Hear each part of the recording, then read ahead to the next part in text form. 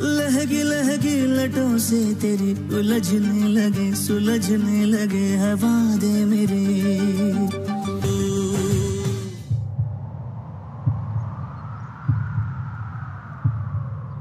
आज के दिन तो तू सीधे सीधे चल भी नहीं पा रहा, मटकी कहां से फोड़ेगा?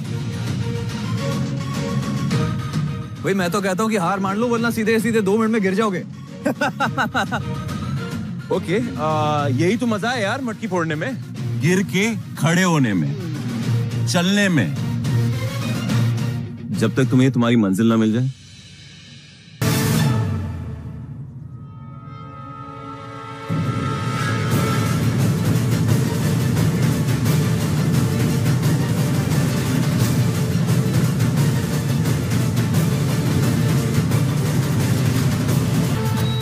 कि तुम्हें भगवान समझाने आ गए।